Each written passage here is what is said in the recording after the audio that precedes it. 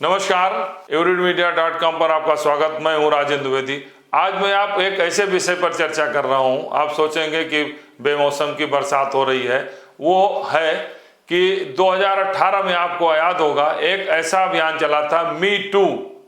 उससे बड़े बड़े संभ्रांत लोग, खास करके मीडिया और फिल्म जगत के काफ़ी लोग प्रभावित हो रहे। ये मी टू क्यों याद आया, इसका मैं आज एक घटनाक्रम बता रहा हूँ। आज अपने बहुत पुराने परिचित के पास गया था, जो एक ऑफिस चलाते हैं, जिनके करीब 150 से ज़्यादा एम्प्लॉई हैं उनके ऑफिस में। तो मैं गया तो उनके ऑफिस में देखा जहाँ 80% से अधिक लड़कियां काम करती थी, वहाँ मैंने देखा कि पूरा ऑफिस खाली है, लड़कियों की संख्या नगण्य है। तो मैंने पूछा, भाई आपकी फिलॉसफी ये थी कि अधिक से अधिक बच्चियों को, बेटियों को आप सर्विस में रखें, महिलाओं को रखें, ये कैसा हुआ? काफ़ी दिनों बाद चूंकि मुलाकात हुई थी, करीब 4-5 साल बाद, तो हमने कहा ऐसा क्या हुआ? तो उन्होंने जो घटनाक्रम बताया, इसीलिए मैं बता रहा हूँ मी टू याद आए। उन्होंने बताया कि उनके ऑफिस में काम करने वाले कुछ महिलाओं ने इस तरीके से उनके एलिगेशन लगाए जिनके उनके सामाजिक प्रतिष्ठा प्रभावित हुई, परिवार में कई तरीके का कलह पैदा हुआ। उसके बाद जो उनका एक अभियान था कि महिलाओं को अधिक से अधिक रोजगार दो, उनको आगे बढ़ाओ, उनका वो सोच काफ़ी कमज़ोर पड़ी और अंत में उन्होंने निर्णय किया।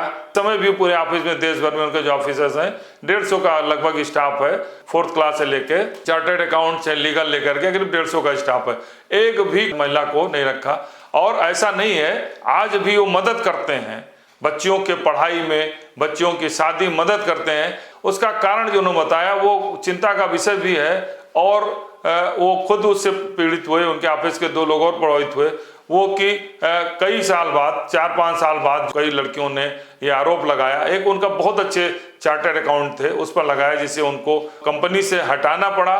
और यही नहीं हुआ, वो इतना अच्छा उनका कारोबार चल रहा था, वो लखनऊ से शिफ्ट भी हो गए। तो अब मैं चर्चा कर रहा हूँ कि आखिर ये जो हिंदुस्तान में है, कैसे कैसे अभियान चलते हैं। जो मी टू अभियान है, ये था क्या, इसलिए मैं उस पर चर्चा कर रहा हूँ। ये एक अंतर्राष्ट्रीय सामाजिक आंदोलन था जो यौन उत्पीड़न के और हिंसा के खिलाफ शुरू हुआ था। इसका उद्देश्य था कि पीड़ितों को अपनी कहानी साझा करने का मंच देना और दोषियों पर उसकी जवाबदेही तय करना।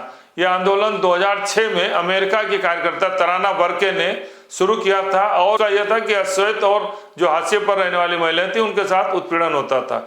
लेकिन इसकी पहचान 2017 में तब अचानक सामने आ गई, इंडिया में, देश में बढ़ी, जब हॉलीवुड की अभिनेत्री एलिसा मिलानो ने ट्वीट कर कहा कि जिन महिलाओं के खिलाफ कोई उत्पीड़न हुआ, कभी भी हुआ हो, वो अपना शेयर साझा कर सकती।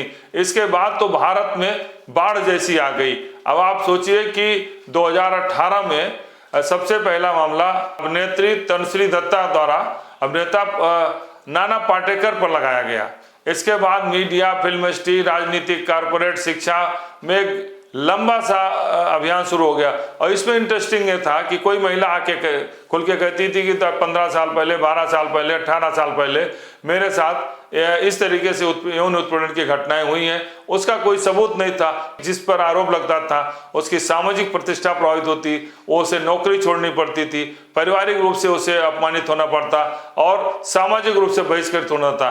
अब अगर हम आप बताएं तो हिंदुस्तान में 18 के बाद केवल 6 महीने तक ये जो अभियान चला, उसमें हजारों की संख्या में महिलाओं ने, तमाम चाहे मीडिया कर रहे हो, सर्वाधिक जो सेलिब्रिटी थे मीडिया से जुड़े हुए थे या फिर फिल्म इंडस्ट्री से जुड़े। अब मैं अगर कुछ प्रमुख लोगों का नाम बताऊं, उसमें पत्रकारों में जो मंत्री भी थे उस समय, उनको इसका कितना खामियाजा भुगतना पड़ा, वो थे MJ अकबर, पूर्व केंद्रीय मंत्री और वरिष्ठ पत्रकार थे।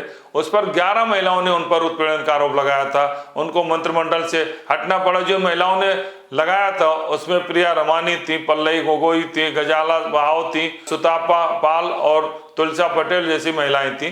आरोप लगाया तो MJ अकबर को हटना पड़ा, हालांकि उन्होंने मानहानि केस दायर किया। लेकिन उसके बाद तो जब एक बार आरोप लग जाता है, आदमी की सामाजिक प्रतिष्ठा गिर गई, उसका पद से हट गया, फिर लोग भूल जाते हैं कि उसका अंत क्या हुआ, मानहानि हुआ कि सही था गलत था, ये तो अलग बात है। इसके अलावा हम आपको बताएं, नाना पाटेकर जो अभिनेता थे, वो इससे पीड़ित हुए। अब आप देखें, गौतम अधिकारी थे जो पूर्व समाचार संपादक थे, वो थे। प्रशांत झा थे जो हिंदुस्तान टाइम्स के राजनीतिक संपादक थे, मैं नाम गिना रहा हूँ मीडिया के लोगों का। सीपी सुरेंद्रन थे, कवि और वो संपादक थे, इन पर भी लगा। KR श्रीनिवास थे, वे भी वरिष्ठ पत्रकार थे। गौरव सावंत, वे भी वरिष्ठ पत्रकार। सुहेल सेठ सलाहकार थे और लेखक भी थे। इन पर 20 से अधिक महिलाओं ने इस तरीके मीटू का उत्पीड़न लगाया था। के स्टालिन थे जो वीडियो वॉलंटियर्स थे, और प्रतीक मिश्रा पत्रकार, फिल्म निर्माता। इस तरीके से तो एक छोटी सी सूची है जो प्रमुख लोग हैं 10-20, लेकिन पूरे देश में एक अभियान शुरू हो गया था और बहुत सारे लोगों की सामाजिक प्रतिष्ठा गिरी, उन पर उनके पारिवारिक रूप से उनके विघटन भी हुए। लेकिन लोग भूल जाते हैं और जो पीड़ित हुए उनकी जिंदगी काफी परेशानी में हुई। और दूसरा ये हुआ कि एक समय ऐसा आ गया था जिस समय मीटू का अभियान चला था कि जो एक मिशन को लेकर चलते थे कि हम सर्वाधिक अपने ऑफिस में सबसे अधिक महिलाओं को जॉब देंगे, सबसे अधिक लड़कियों को जॉब देंगे।